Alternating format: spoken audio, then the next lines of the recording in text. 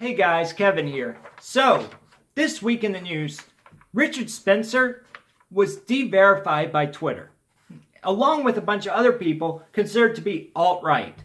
Now, I don't agree with Richard Spencer or the alt-right. I think that Richard Spencer's more like a center Democrat back from the 1980s and 70s. He's very much alike to Hillary Clinton back when she was waving a rebel flag and courting poor whites for her husband's first gubernatorial campaign. She sounded just like Richard Spencer. See, the party's never flipped. That whole narrative's so bogus. All the big families like the Landrus, the Edwards, the Clintons, who were Democrats back in the KKK days, they're still Democrats now. All they did was take their divisive policies of white identity politics and flip them on their head and started playing black identity politics or gay identity politics. And they told people like Richard Spencer, you don't matter anymore. And they kicked them to the curb. So that's what developed into the alt-right, okay? But here's the hypocrisy of it. Richard Spencer has never called for violence. The left say that, by saying he wants a white ethno-state, he's inciting racial division and violence. Maybe division, not violence by any means. But here's the deal, right? This guy, he wasn't that big, okay? The left made him into a celebrity. They made him what he is. And by ostracizing him further, they're making him a martyr. They're creating this counterculture that is the alt-right. And you know what? They're making people who are normal Americans into that. Because what they also do, not only do they de-verify Richard Spencer, but they put people in Facebook jail for saying that they don't agree with gay marriage, which is the overwhelming majority of America.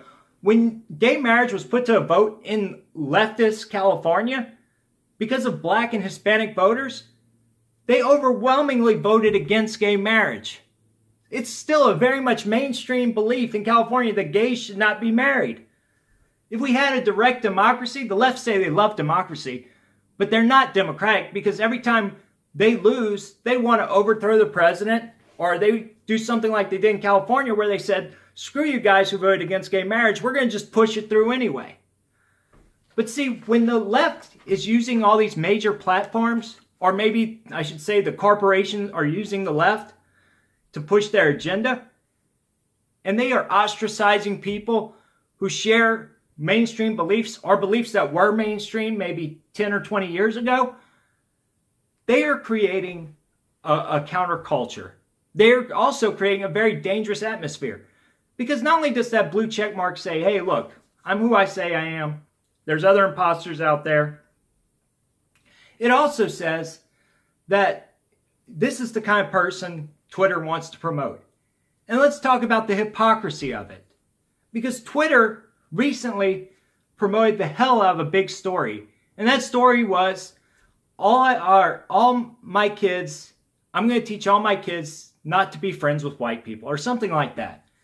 It was written by the New York Times. Well, it was op-ed written for the New York Times, I should say. And in this article, this black college professor, who I think is married to a white woman, says that his kids will be taught, and he's talking about a 4-year-old boy, that they will be taught not to trust white people, that white people aren't good allies because the majority of whites voted for Trump, and somehow voting for Trump means you hate black people. It's a dangerous narrative. It's full of crap, first of all, and this guy knows it's BS because not only is he married to a white woman, but I'm sure 100% positive this man lives in a majority white community and he sends his kids to a majority white school. This guy, he doesn't believe what he's preaching.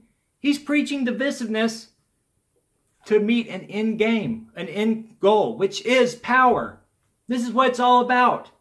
And the left and the hypocrisy of the left and these big media companies, these big social media companies, is so blatant. Because I recently read some tweets from verified Twitter users, big Twitter users, people who are promoted by Twitter. And I'll read a couple of them now. I woke up this morning wanting to stab a white person. That's from a verified BLM supporter. Knowing that white genocide is coming makes life in America bearable for a black man.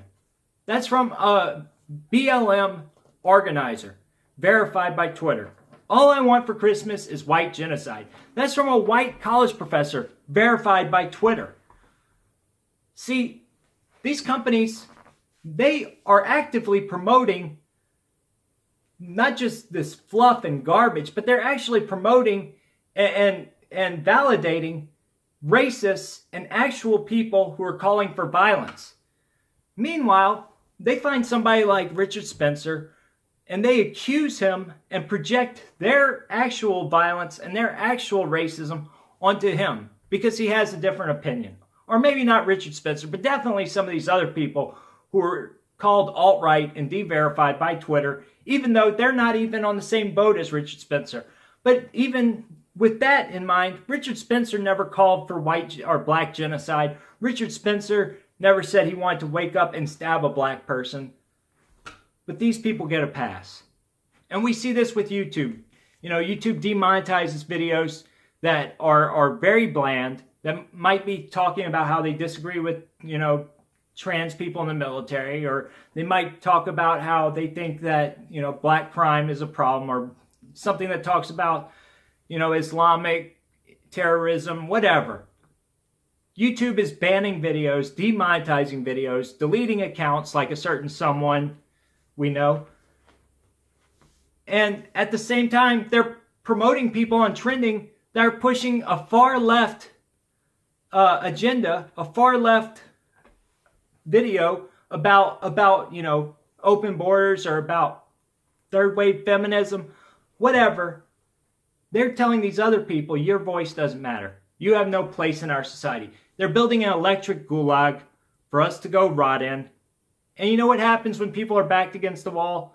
When you create a counterculture, it comes back to bite you in the butt. And we see this time and time again throughout history. And people might think I'm exaggerating, but look, right now it's sort of a unique territory because we've never had social media companies before. But there were definitely print media back in the 1920s when the Bolsheviks were, you know, terrorizing Russia, when the Khmer Rouge were terrorizing Cambodia. You had these people first attacking people in print media and people on college campuses who dissented. And that's no different than what's happening right now in our social media.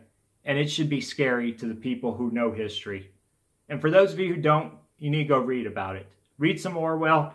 Go research what happened in Cambodia or China or Russia during the Bolshevik time.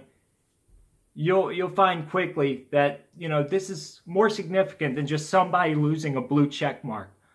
More significant than, you know, your uncle being banned from Facebook for 30 days. This is serious stuff, guys. We have to treat it like it is. Red.